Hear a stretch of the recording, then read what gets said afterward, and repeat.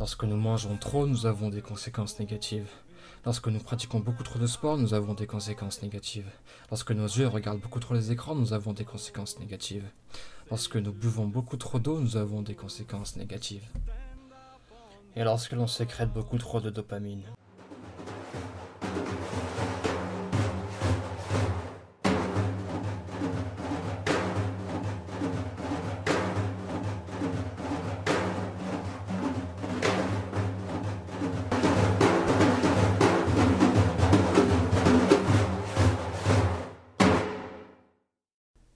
Il y a deux mots qui définissent la dopamine. La motivation et le plaisir. Lorsque vous éprouvez du plaisir, vous sécrétez de la dopamine. Bien évidemment, la dopamine sécrétée est proportionnelle au plaisir éprouvé. Lorsque vous mangez un bon repas, vous sécrétez de la dopamine.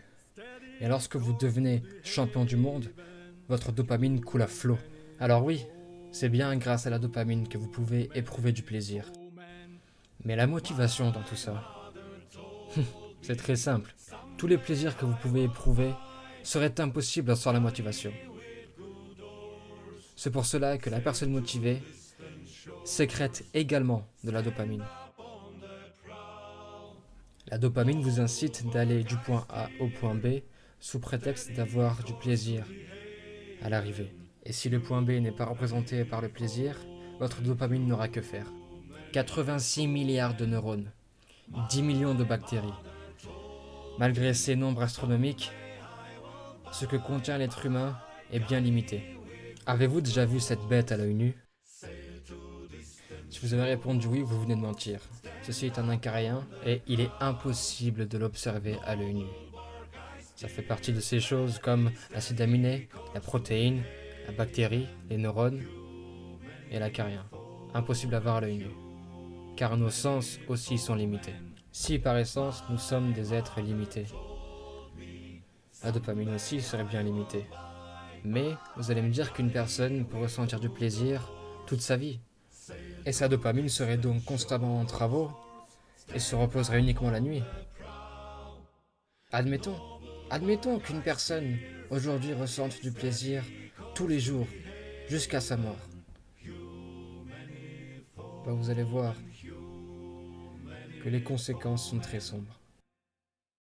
My mother told me someday I will buy galley with good oars, sail to distant shores. La célèbre psychologue June Gruber a fait un TED Talk énorme sur le côté obscur d'être heureux. As the dark side of happiness. Et elle a pu voir dans ses études ce petit schéma-là. Une grosse dose de joie réduit la créativité, augmente la prise de risque, l'alcool, les drogues et divers problèmes mentaux. Alors bien sûr, ces affirmations provoquent confusion. C'est pourquoi nous allons sauter dans le trou. Quand j'ai commencé à écouter Adele m'a ébloui. Sa musique, j'ai pu voir que c'était vrai pour elle. C'était très vrai. J'ai commencé à découvrir Adele et j'ai découvert qu'elle est passée par une grosse rupture. Elle a commencé un album, elle a stoppé pendant des mois à cause de pas de créativité. Mais un bon jour, son homme l'a plaquée et s'est mariée avec une autre dans les 2 semaines qui ont suivi. Ça l'a brisé en deux. Mais le Seigneur est bon. Parfois, le Seigneur lui-même te casse en deux pour faire ressurgir ta créativité. Et oui, le Seigneur a détruit son cœur en deux. Et après ça, elle est allée dans son studio et elle a commencé à chanter quelque chose qui venait de son cœur. Yup, she's gifted. Yup, she knows how to write. But it was kind of in the outer space. But then something happened to her. Something broke her. And when that thing broke her, something within... Et c'est à ce moment-là où quelque chose est arrivé. Quelque chose d'intrinsèque est arrivé en elle. Elle s'est levée, elle a dit « Mettez la musique ». Je vais vous faire quelque chose. Et elle a pris toute sa souffrance. Et elle a pris tous ses regrets. Et l'a évacué dans Rolling in the Deep.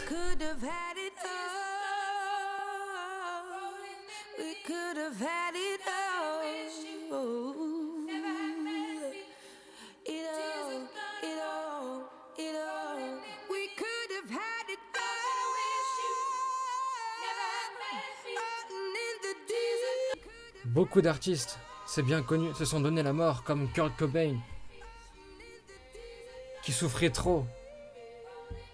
Mais sans cette souffrance, il y aurait peut-être aucune raison de composer, aucune raison de travailler, aucune raison de s'entraîner. Et je parle de tous les arts confondus. Bien sûr, il y a des cas rares également où l'artiste est heureux et n'a pas vraiment beaucoup éprouvé de souffrance dans sa vie. Donc la perte de créativité est une généralité. Passons maintenant à la prise de risque, à l'augmentation de la prise de risque.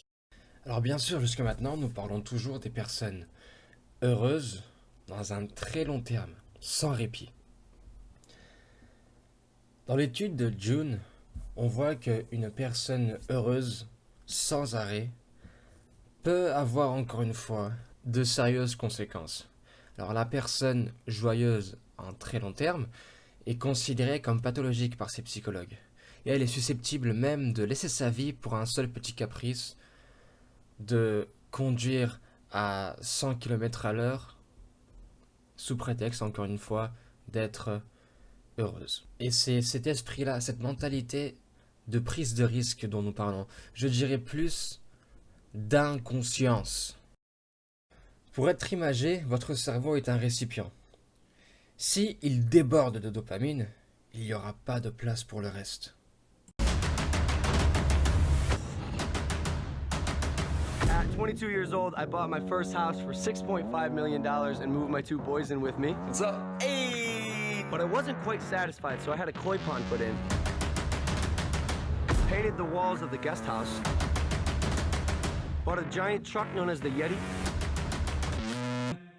My mother told me someday I will buy galley with good oars, sail to distant shores, stand up on the prow, noble bark I steer, steady course to the haven, human foemen, human foemen.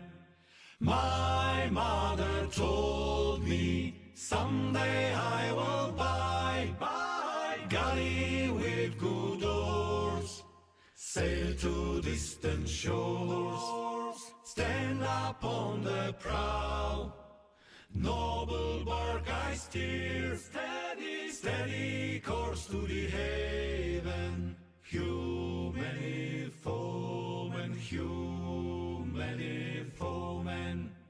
My mother told me someday I will buy galley with good oars, sail to distant shores, stand up on. So basically we found in our study that the grey matter in the reward center is generally smaller in those people who watch more porn. What we also did is look at how the brain region that is smaller in structure, namely the reward region, is connected to other parts in the brain. We found that the more porn people watch, the less well the reward region is connected to prefrontal cortex. Et le cortex frontal est là pour réguler la personne. C'est pour ça que je dis que la personne qui surutilise sa dopamine devient inconsciente. Le cerveau, tout comme le corps, est rempli d'engrenages. S'il se passe quelque chose dans le corps ou dans le cerveau, il y aura les conséquences sur le reste du corps et sur le reste du cerveau. Et si vous mettez que du riz dans votre assiette, il va vous manquer des protéines. Il faut que le cerveau, tout comme le corps, soit équilibré. C'est pour ça que tout à l'heure j'ai pris l'image d'un récipient. Si vous vous musclez que le bras droit, le bras gauche sera laissé de côté, sera éteint. Si vous utilisez que votre dopamine dans le cerveau, les autres parties du cerveau seront éteintes. Walk down there. It's fate, Andy. Crazy. It's not like we could see it. It's right there, but you can't see it. It's how our lives unfold. There's no going back. I've seen things I can't unsee. We found a dead body. Yo! What the fuck? You guys got a dead guy in your force. Le cerveau de Logan Paul était tellement pris d'amusement dans le cercle vicieux de contenu YouTube que son cerveau ne pouvait presque plus éprouver de l'empathie envers quelqu'un. Il n'avait plus de place pour ça. Car Logan Paul nourrissait son cerveau que de dopamine. Après ça, Logan Paul a pris la plus grosse claque de sa vie. Le monde entier voulait presque sa mort à lui. Mais cette claque lui a permis de retrouver son empathie. Elle lui a remis les pieds sur terre. Un mal pour un bien, comme on dit. Et sa rédemption s'est très bien passée. You've never known anybody that killed themselves? No one. And that was part of the problem. It's just my ignorance on the subject. But in Ohio, where you come from, it's the second leading cause of death. And I know while I'm not able to solve the problem by myself, I want to be a part of the solution. And that's Là, on tombe un petit peu dans la philosophie de comptoir qui dit qu'il ne faut pas trop gâter les enfants pour qu'ils ne perdent pas la valeur des choses. Et ouais, si tu montres jamais le côté obscur de la vie à quelqu'un et qu'il est possible que des personnes se suicident parce qu'ils se sentent malheureuses, la personne ne pourra jamais relativiser et se dire bah en fait je suis chanceux, j'ai tout ça, comparé à eux, la comparaison ne pourra jamais être faite. Et ce qui est énorme, c'est que cette philosophie se reflète biologiquement dans le cerveau. Aren't they wonderful, darling? How many are there? 36. Counted them myself. 36? But last year I had 37! Yes, well, some of them are quite a bit bigger than last year. I don't care how big they are! No. This is what we're going to do. Is that when we go out, we're going to buy you 2 new presents. How's that, Pumpkin? Petite mise en situation. Imaginons que cette histoire aille jusqu'au tribunal. Imaginons que dans la Constitution, il y ait le crime manque d'empathie, manque de sensibilité envers son prochain. Mort ou pas d'ailleurs. Et vous êtes l'avocat de Logan Paul. Vous devez défendre votre client. Qu'est-ce que vous diriez? Ben moi je dirais ça. Je dirais regardez la vie de Logan Paul. Regardez la vie qu'il mène. Alors, grand bien lui fasse. Tout lui sourit. Mais c'est peut-être ça le problème. Parce que faites un IRM à mon client. Faites-lui un IRM cérébral. Explorez son cerveau. Regardez ce qu'il y a dedans. Vous trouvez pas qu'il est hyper stimulé par tout ce qu'il voit? Vous trouvez pas qu'il manque de souffrance? Oui, il manque de souffrance. Il manque d'empathie. Il manque de sensibilité. Il n'y a que la partie joyeuse de son cerveau qui est stimulée. La partie qui gère la tristesse, la peur, l'anxiété, même la dépression, est mise en stand-by et ne marche pas comme un antidépresseur. Sa vie est un antidépresseur. Comment voulez-vous que quelqu'un éprouve de l'empathie s'il n'a pas les outils pour?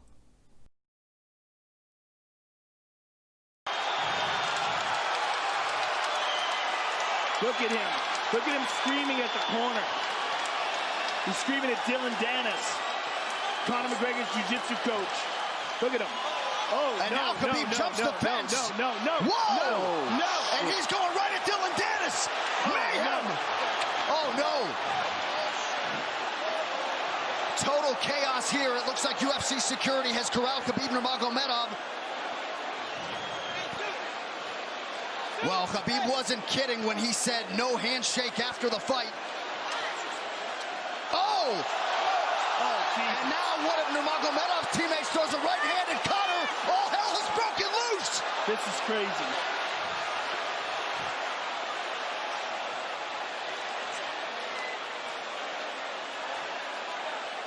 And this is not. Cette théorie peut marcher avec n'importe quelle hormone. Ici, Khabib Nurmagomedov vient de gagner le plus grand match de toute l'histoire de l'UFC. Il a entendu des insultes dans le camp adverse et a directement sauté sur son adversaire. Et là, on peut voir que peut-être que l'adrénaline a pris le contrôle sur Khabib. Il n'était pas obligé de faire ça. Mais après toute cette hype, ici, nous voyons le plus grand match de toute l'histoire de l'UFC. L'adrénaline coule à flot dans le corps de ces hommes. C'est peut-être que l'adrénaline qui leur pousse à faire tout ça à la fin du match quand tout est fini.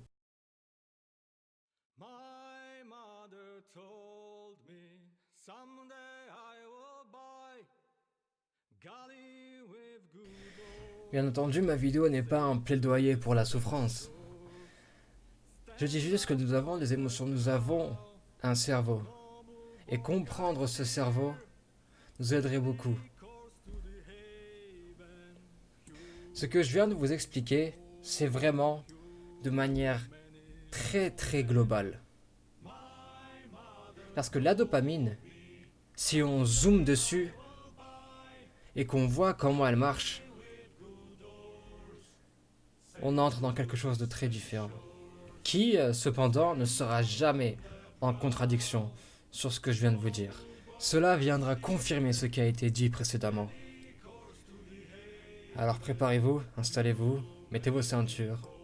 Nous allons zoomer sur le fonctionnement de cette fameuse dopamine. Ne vous inquiétez pas, les non-bilingues, je vais tout vous expliquer.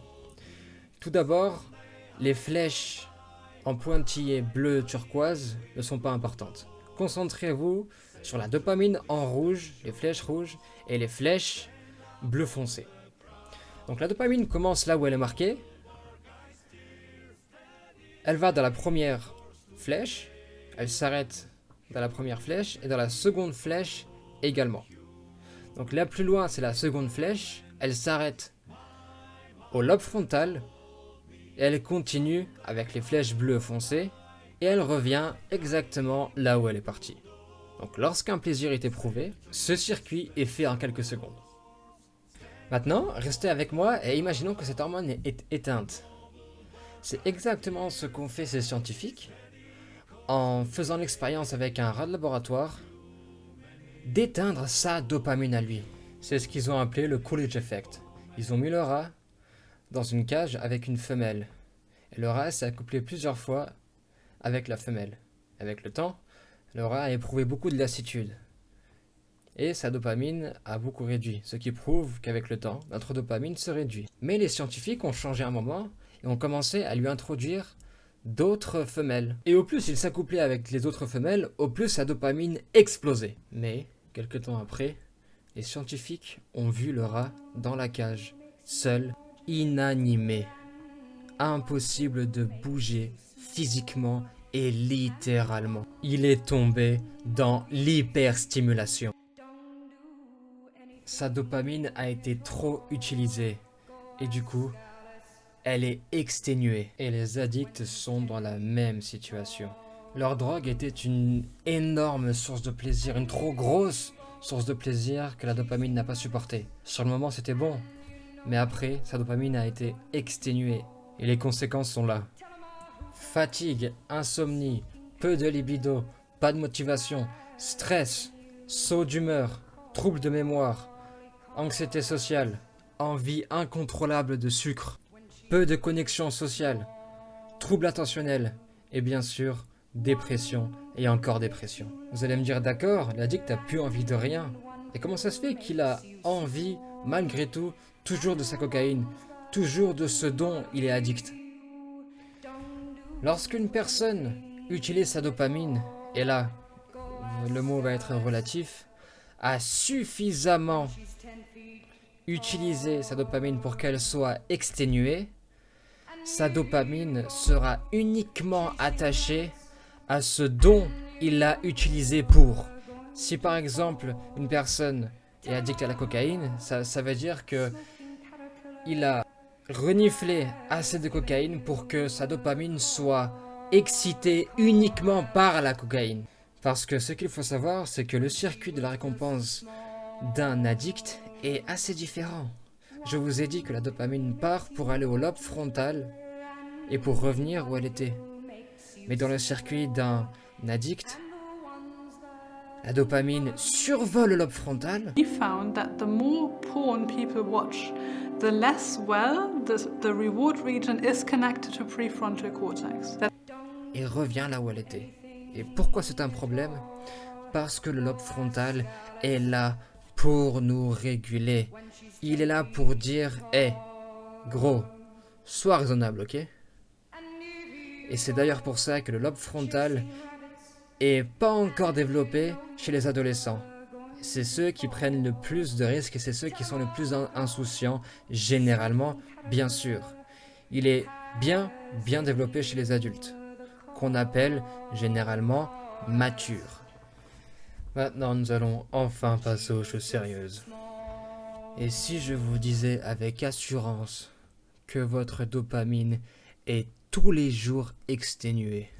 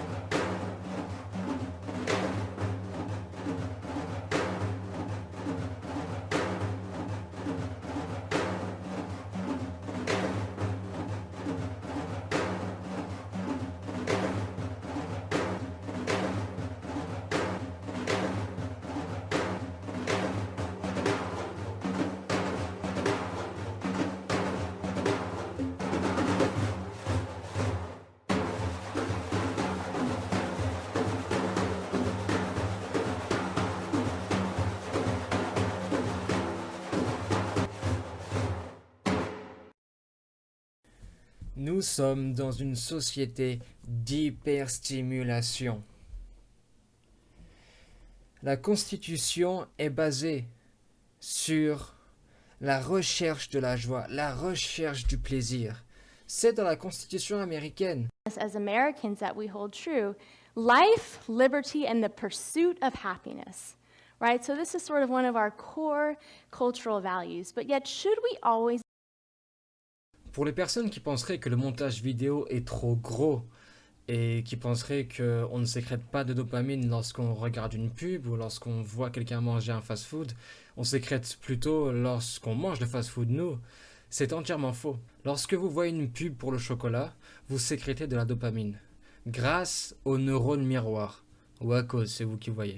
A funny little study. So you show them the face of a beautiful woman, and her eyes are looking that way, or this way, or they're looking right at him. You can check the activity in the dopaminergic center in a place called the nucleus accumbens, which is the same place that cocaine hits. Face on eye contact, that thing lights up. It lights up even more if she's wearing a red dress. Right, and you can get the same kind of lighting up with a red curvy sports car. Yeah. So it's, you know, my thought when I read that was the perfect situation is like a beautiful girl dressed in red, perched on a sports car with some cocaine. Donc oui, nous sommes bien dans une société d'hyperstimulation et nous sommes stimulés par tout ce qui nous entoure. Petite parenthèse, le mot hyperstimulation et hyperstimulé sont plus ou moins inventés par moi.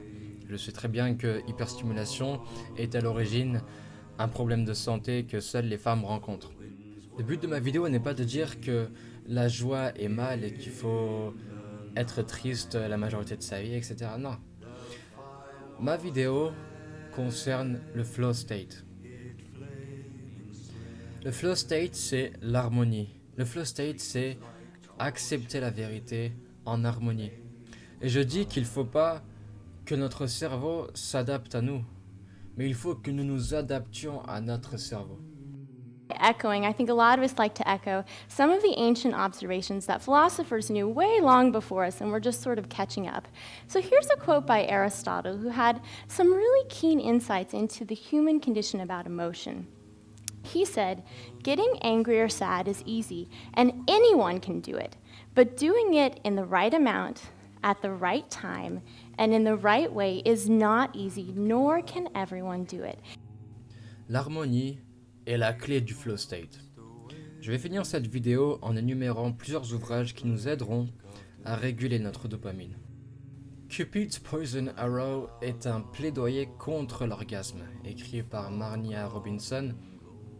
Les sauts d'humeur, la frustration entre conjoints, les troubles attentionnels sont des effets secondaires de l'orgasme.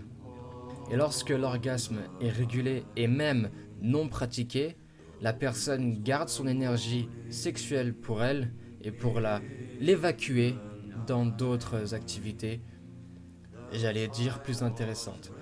Et lorsque la personne garde son énergie, elle se rapproche encore plus du flow state. Deeply connected way of having sex. It's almost maybe the best way to share sexual love with another person. And a major benefit is that, you know, there's something called the honeymoon period in relationships, where couples are madly in love with each other for like the first year or two, and then after that, the love isn't as passionate. And one of the things about Kreza is people claim that that kind of passion doesn't really die. If you do Kreza sex, the passion continues on indefinitely, which is really cool. And also Kreza sex is like invigorating, it doesn't drain you. It keeps you in love with your partner and like keeps you in love with life. Alors, très très bon livre qui vous fait voir la sexualité d'une autre manière et c'est tout simplement magistral. Le prochain livre résume vraiment tout ce qu'on a vu jusque maintenant concernant la dopamine, mais en se focalisant aussi sur la sexualité, mais beaucoup plus sur la pornographie. Donc Gary Wilson, dans ce livre Your Brain on Porn, étudie les effets de la pornographie dans le cerveau. Et c'est tout simplement, encore une fois, très, très intéressant. For example, high-calorie foods or hot, novel babes give us extra dopamine. Too much dopamine, though, can override our natural satiation mechanisms. Ce que vient de dire Gary Wilson, c'est que lorsque l'on surutilise notre dopamine, notre satiété augmente. Ça veut dire que ce qui nous faisait plaisir et ce qui nous contentait avant ne sera plus suffisant pour nous faire plaisir. Il en faudra plus parce que notre dopamine a été surutilisée et lorsqu'elle a été exténuée et surutilisée, il va être très difficile de lui faire plaisir encore une fois, de lui donner ce qu'elle veut. Donc, qu'est-ce qu'elle va faire ? Elle va en demander plus. Et c'est exactement ce que dit Alain Soral dans son livre Misère du désir, en énonçant toutes les conséquences de cette société basée sur le désir et sur les plaisirs. Là, on arrive au problème justement de pédophilie, de perversion, d'histoire bizarre, de perversion, parce que quand on retire l'amour de la relation du sexe, on arrive dans le sexe comme performance transgressive. Et donc il faut augmenter les doses comme de la drogue pour que ça continue à être intéressant. Alors au début, on se met une cagoule, on se fait fouetter, machin, et on peut aller très très loin jusqu'à la pédophilie. Et pour finir, la méditation favorise énormément la détox de dopamine. Allez dans la nature, allez quelque part, respirez l'air frais, prenez du plaisir à faire ça et méditez. Ça va vraiment réguler votre dopamine comme il le faut. L'idée est de structurer le cerveau, d'utiliser ce qu'on a à bon escient, pas plus, pas moins, d'avoir l'art de manier le juste milieu. Sur ce, avoir le flow state, ça fait plaisir, mais avoir le flow state dans la vérité, c'est beaucoup mieux.